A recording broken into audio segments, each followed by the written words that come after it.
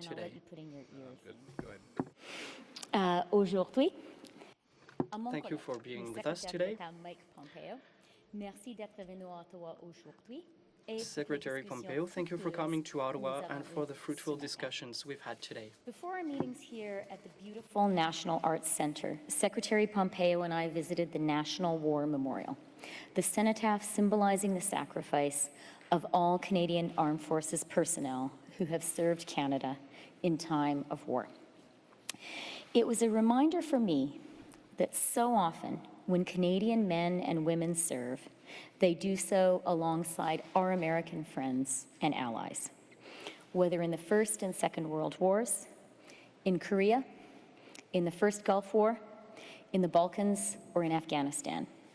Canadians have been proud to stand with you. Today, Canada and the United States are indispensable allies in the defense of North American soil and, through NORAD, of North American airspace. And of course, we're allies in the world.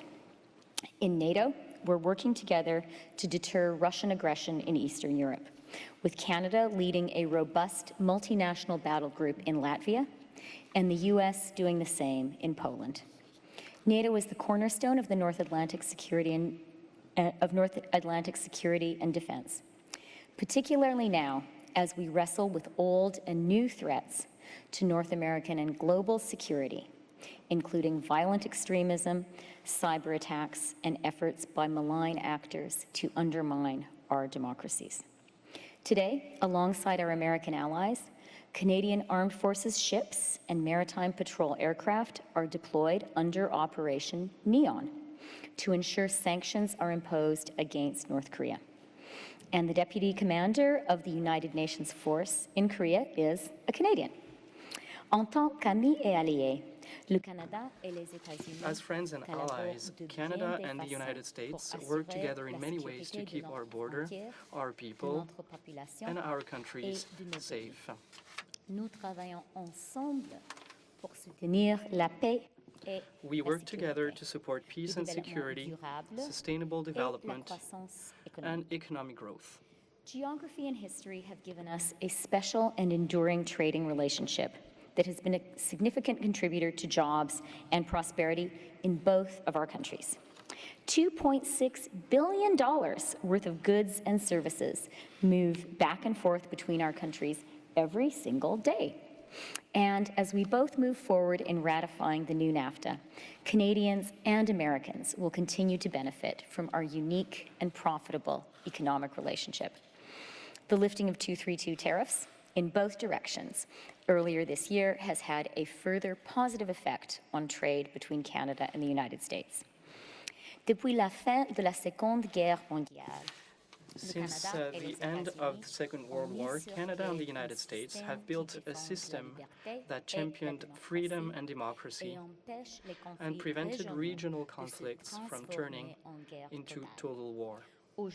Today, Secretary Pompeo and I had the opportunity to discuss a number of critically important issues.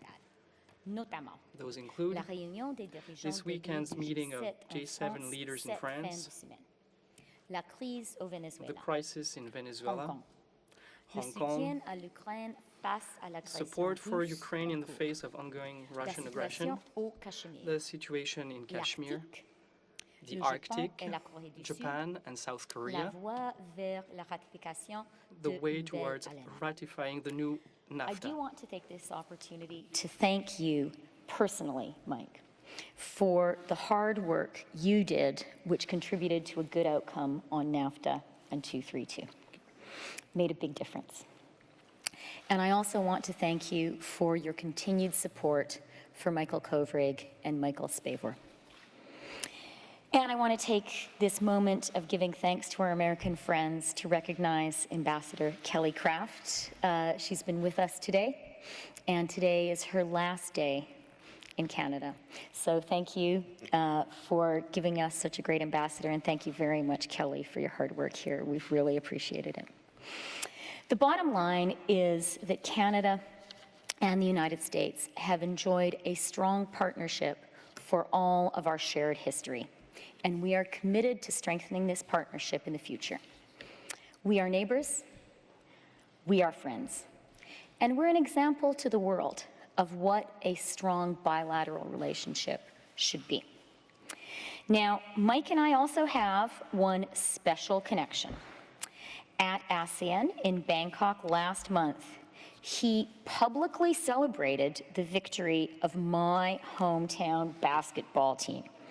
It turns out that as a former Wichita congressman, he is a fan of Fred Van Vliet. And like all Torontonians, I am a fan of every single Raptor. So, thank you very much, Mike, for visiting us today. Merci. Chrystia, thank you. It's great to be here. It's great to be in Canada. My first official visit as Secretary of State. I had important and good meetings both with Chrystia today as well as with Prime Minister Trudeau. I thank them profusely for their solidarity with the United States on a wide range of issues. Chrystia mentioned many of them, but North Korea and Venezuela in particular, Canada has been a fantastic partner.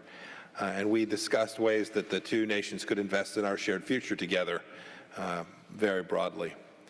More particularly, we discussed the urgency of advancing the United States-Mexico-Canada agreement through our legislatures. Politics cannot, indeed must not, get in the way of this monumental achievement for either of our nations. Every day, 400,000 people, in addition to the $2 billion plus you described, transit our shared border, and Canada is the primary market for more than 30 American states. The USMCA will ensure that this trade continues and strengthens even further, creating opportunities on both sides of our border and in Mexico as well. And if we've gotten the ball this far, we can get over the line together too. We have much to gain when we succeed and a great deal to lose should we fail. Our security partnership is just as strong as our economic partnership. Last year we celebrated the 60th anniversary of NORAD. Canada has also been an unwavering supporter of our pressure campaign and our subsequent diplomacy with North Korea. And with respect to Venezuela, which I mentioned briefly earlier, both of our nations have helped galvanize the support of over 53 other countries for the Venezuelan people to take back their country. As I discussed with Prime Minister Trudeau, as well as with Foreign Minister Freeland, the United States stands with Canada in the face of China's arbitrary and unacceptable detention of Canadian citizens. We're grateful, too, that Canada followed the rule of law and obtained and detained Huawei executive. Even as we stand shoulder to shoulder on these many areas of common ground, we can do more, and I know that we will. In Eastern Europe, we must continue to stand with our NATO allies in the face of ongoing Russian aggression. That's why we also discussed today the importance of Canada meeting its commitment, its Wales pledge of 2% of GDP on national defense. It can set a powerful example for all of our European partners in our collective defense. I also stress the importance of Canadian efforts in defense of the Arctic. Your expansive Arctic territory is the back door to the continent, and the Arctic's strategic importance, including its vast resources and shipping lanes, are of increasing interest to the entire world, especially to China and to Russia. The Trump administration is eager to work with Canada to increase our shared defense in the region. In closing, when it comes to the economic and security relationship between the United States and Canada, the only thing outweighing our accomplishments is our potential. We can seize this potential in our very time, and today's meetings were a positive step towards doing so. Thank you, Chrystia.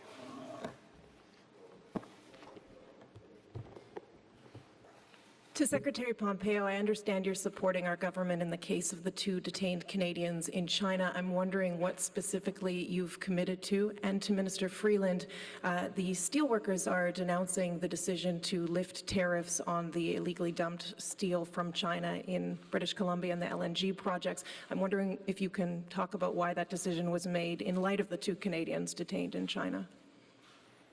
So I'll try to take the first one. While I can't talk about everything that we've done, we started with immediately being very clear about the inappropriate nature of this unlawful detention of these two Canadian citizens. We spoke about it early, and we speak about it a great deal. President Trump mentioned it directly in his meeting with President Xi Jinping. I was there when he did it. He made unambiguous America's concern about this inappropriate behavior. And then we've done we've engaged in other diplomatic activity, trying to help make the case for the release of these two, and we'll continue to do that until such time as they're home and return to their families. And let me just say thank you for that, Mike. And as we said, we did discuss the detentions of Michael Kovrig and Michael Spavor today, and we have discussed them many, many times. When it comes to steel, let me just start by saying our government is tremendously supportive of our steel and aluminum sectors and our steel and aluminum workers. As I mentioned in my opening remarks, one of the successes that Canada and the United States have enjoyed in our relationship earlier this year is coming to a point where we were able to lift the 232 tariffs in both directions, and that has added to the prosperity of both of our countries, both of whose economies are growing strongly, and that has been really good news for Canadian steelworkers, and that is a really good thing. When it comes to the LNG project, this is one of the biggest investments in Canadian history. It is going to create a great number of new jobs in Canada, and it's an investment that Canadians can be proud of because it will contribute to the fight against climate change by making available Canadian LNG to replace coal in a lot of countries. So it's a very important project. It's something we are glad to be supporting and facilitating. Thank you. Je m'excuse. Alors, je voudrais commencer encore une fois remerciant le secrétaire Pompeo. I'd like to first thank Secretary Pompeo for the support provided to Canada and for the work that he's personally doing, the work that the United States is doing for Michael Kovrig and Michael Spavor. I would like to stress at the same time that these are two very brave men. I am extremely proud of them, and I'm very proud of their families. As far as steel is concerned, our government continues to strongly support the Canadian steel industry and the workers of that industry. As I mentioned earlier, one of the achievements of the ties between the U.S. and Canada this year is the fact that we have managed to lift the tariffs between the two countries, the tariffs against Canadian steel. This is an excellent accomplishment for the Canadian economy, but also for the U.S. economy and for the workers of the sector.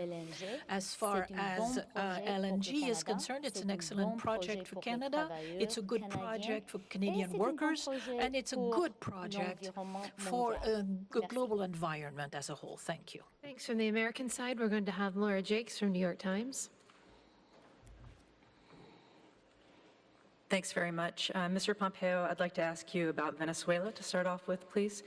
Do the recent talks between the Trump administration and members of Mr. Maduro's regime signal any kind of shift in U.S. policy towards Venezuela, especially given the lack of movement in the government there in the last 8 months?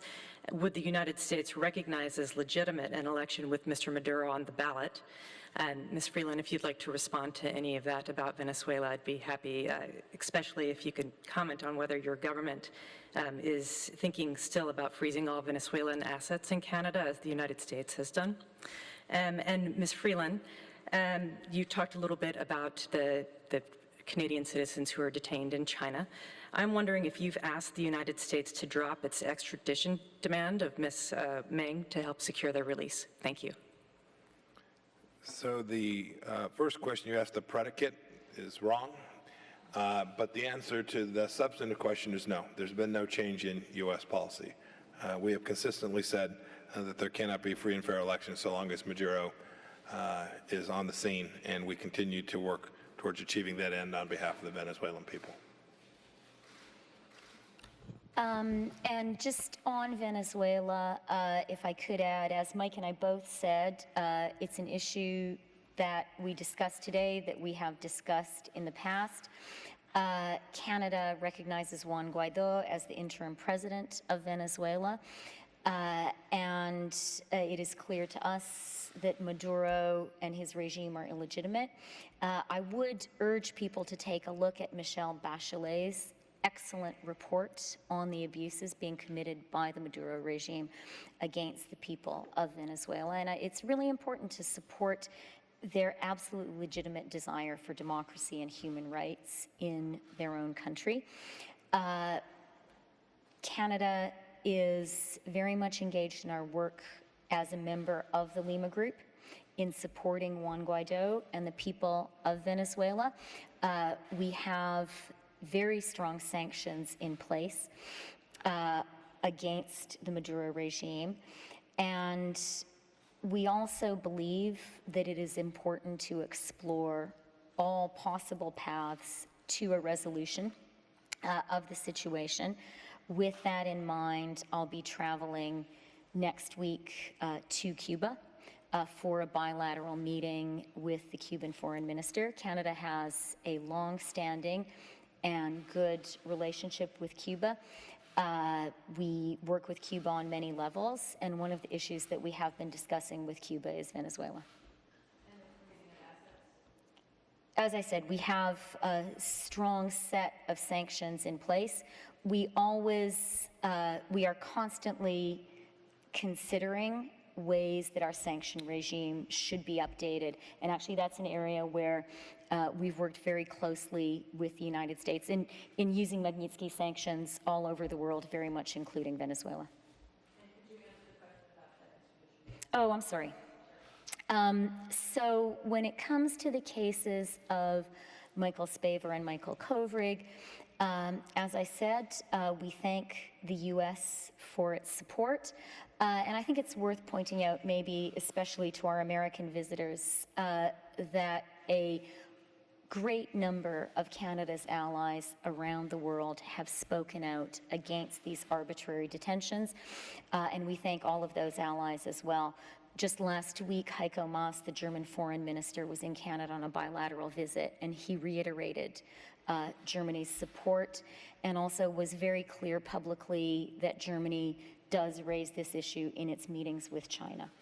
When it comes to the extradition request from the United States of Ms. Meng, Canada and the United States have an extradition treaty which has been in place for a long time, not quite longer than I have been alive, but pretty close. Our border is the longest unmilitarized border in the world, and as Mike and I have both emphasized, we just do a lot of business. A lot of stuff happens across that border, and we need to have an extradition treaty in place for both of our countries to function well and for that border to work. When it comes to Canada applying our extradition treaty with the United States, it's not a political decision. The application of the extradition treaty is done under delegated authority by Canadian public servants, and that is as it ought to be. Extradition is a criminal justice matter. It is not a political matter. And the case of Ms. Meng is currently before the Canadian courts as it ought to be. As for the U.S. case against Ms. Meng, I think that's a matter for the U.S. and the U.S. criminal justice authorities. I just add there, your question took the Chinese line. Your question connected these two things. These are deeply different. The arbitrary detention of two Canadian citizens in China is fundamentally different as a human rights matter, as a rule of law matter. These are fundamentally different matters than the Canadian decision to use their due process and the rule of law to behave in a way that's deeply consistent with the way decent nations work. And so when you ask this question, you connect them up. That's what China wants to talk about. They want to talk about these two as if they are they're equivalent, as if they're morally similar, which they fundamentally are not.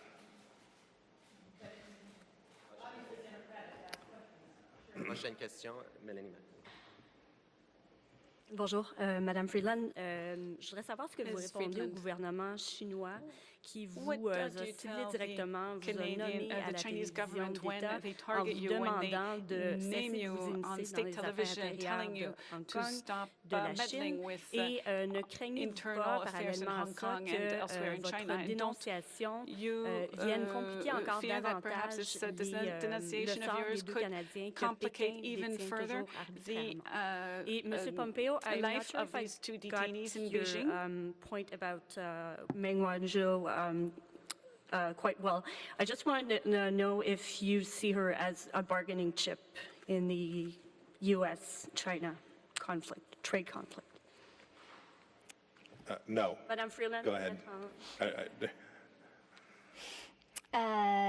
Concernant les liens entre la Chine et le Canada, le Premier ministre, dans son excellent discours hier, a expliqué clairement la position de notre gouvernement. Et je serais très content de répéter et de souligner la position que le Premier ministre a exprimée. Le Canada et la Chine ont des liens de longue durée. Canada and China have L'année long-standing prochaine relations. sera le Next year, 50e in fact, anniversaire des we'll liens be diplomatiques celebrating 50 entre years of le diplomatic Canada et ties la between Chine. Canada and China. C'est une relation dans beaucoup de domaines. Des domaines It's a d'éducation, relationship that covers many le fields. domaine Education, économique. the Nous economy, travaillons en étroite collaboration concernant l'environnement. the Nous environment travaillons on dans which we work l'OMC. very closely. And Je pense que j'ai the World Trade déjà Organization. expliqué notre position concernant I believe I've Michael already Kovrig explained et our Michael position Spavor, considering et aussi Michael l'extradition Kovrig de and Madame Michael Meng. Spavor, as well as En ce qui Mrs. concerne Hong Kong, Meng's le position. Canada a un Regarding intérêt particulier. Hong Kong, Il y a Canada takes a keen 300 interest in 000 Hong Kong. Canadiens After à all, Hong Kong. 300,000 Et Canadians reside in c'est Hong Kong. naturel et important pour le Canada Therefore, it is only natural and important de faire attention for Canada à ce qui se to passe keep a close là. eye on Le on Canada the developments aussi in Hong Kong. croit que l'idée d'un pays et du système Canada est une importante also believes idée pour that the Hong idea Kong et one la country, Chine. one system is important for Également Hong Kong les and for China. garanties de l'Assemblée pacifique pour But les gens so de is the Hong Kong. guarantee of Et peaceful c'est assembly ce for the que people of Canada Hong Kong. a dit, c'est ce que le Premier This is ministre what Canada a dit has hier. said, and this Je is what voudrais aussi our Prime Minister said yesterday. souligner que ce que le Canada a affirmé samedi I'd also like to était underscore and reiterate une that affirmation what Canada said on conjointe Saturday avec l'Union was a européenne, joint avec statement Federica with Mogherini. the European Union Je veux and with souligner Federica ça pour Mogherini. expliquer que le Canada travaille en collaboration avec nos to partenaires, Explain avec that Canada is alliés. working very C'est closely with our important partners pour and le Canada allies. dans le monde de toujours It is crucial for défendre Canada in the world nos to valeurs always et defend our notre values intérêt national, and et our nous allons national continuer de interests, faire ça. and we will continue to do so. Pompeo? No. Excuse me. I mean, Let's you go asked, through the you asked if it's a we'll have the bargaining. motion. Yes, you asked if it was a bargaining chip. It is a legal process by the United States Department of Justice designed to bring someone who we believe we have sufficient information to bring back to the United States under the agreements between the United States and Canada. Very straightforward. Thanks. Washington Post, John Hudson. Hi, thanks, Mr. Secretary. There are reports that the U.S. has decided not to cut billions of dollars of foreign aid in a process known as rescission. Is that the right decision when it comes to balancing our budgets versus our interests, in your view? You also mentioned that you made some progress with your Canadian counterparts on the North Korea issue. I wanted to ask about South Korea's decision to stop an agreement to share military intelligence with Japan. Is the U.S. making efforts to bring the two allies together?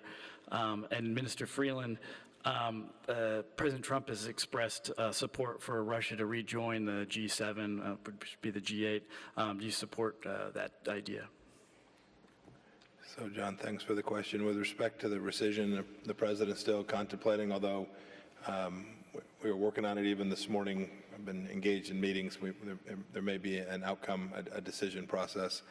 What I have consistently said with respect to every penny the State Department spends, including our foreign assistance budget, is we've got to get it right. We've got to make sure we are using it in ways that are effective, that American interests are represented in the way we spend that money. That certainly includes our foreign assistance program, but every employee, every single dollar we take away from the taxpayers, I want to make sure we're deploying properly. And this discussion that we're having around rescission certainly is part of that bigger discussion.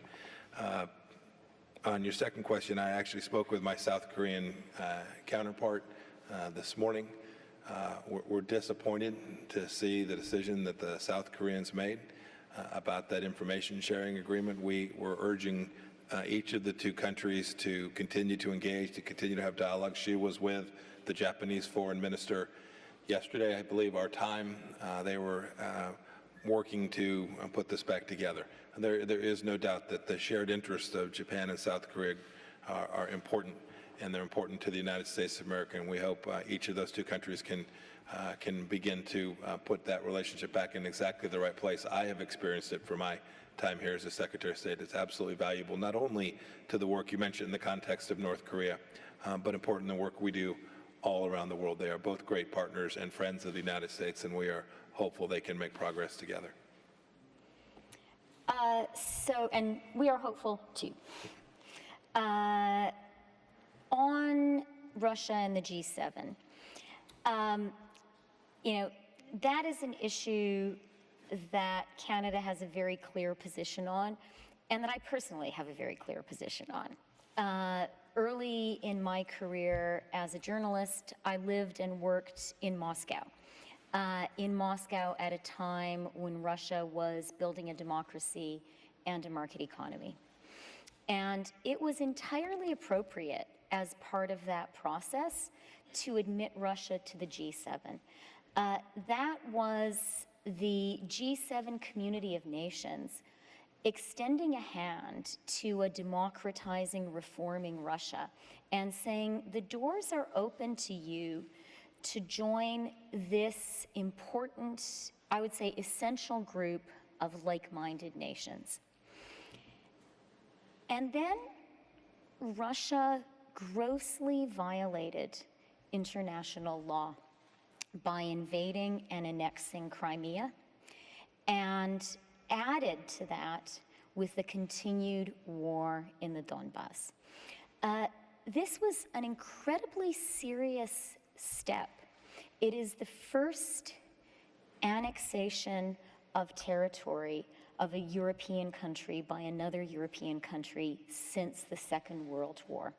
And when you think about the carnage of the Second World War, and we referred today to the work our countries did after the Second World War to build a rules-based international order to make sure that couldn't happen again. Russia's violation of international law in invading Crimea and annexing it, in continuing to support war in the Donbass, is something we cannot allow to stand. And that is why Russia was expelled from the G7, because of that action. So I think all of us would be delighted to welcome a Russia which sought again to be a member in good standing of our like-minded group of countries, a group of countries committed to the rule of law, a group of countries committed to democracy. And the way for Russia to show that it wants to do that is to leave Crimea and to end the war in the Donbass. It's very simple. Le Canada a une position absolument claire Canada has taken a very concernant la clear Russie position et le concerning G7. Russia and the Et G7. c'est une position aussi personnelle pour moi. It's also my personal Quand position. j'étais beaucoup plus jeune, When I was much younger, j'étais journaliste I dans la worked Russie. as a journalist in Russia. Et j'ai vu les efforts très sérieux I dans la personally Russie saw de construire very une serious efforts démocratie, in Russia to build une a democracy marché and to économique, build a market une économie economy. libre. Grâce à ces efforts, notre groupe Thanks des to these nations efforts, dans le G7, our group of nous avons ouvert la G7 porte countries et nous opened the avons door to décidé Russia d'inviter cette and decided to Russie invite réformiste this reformed Russia être une partie to de be notre part groupe des nations. of our group of nations. Et je pense que c'était la bonne chose à faire. I think Mais- it was the right thing to do at the time.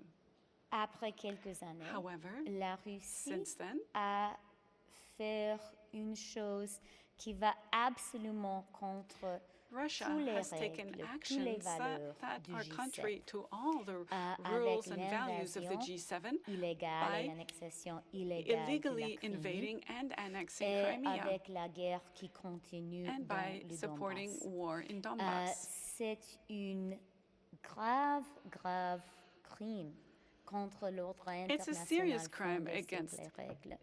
In Je the pense que international tout le rules-based monde order. sera très heureuse d'inviter la Russie I believe everyone will be more than happy d'être to membre invite encore Russia une fois to become du once G7, again a full une fois que member la of Russie the va G7 partir de la after Crimée, G7 va partir leaves du Donbass.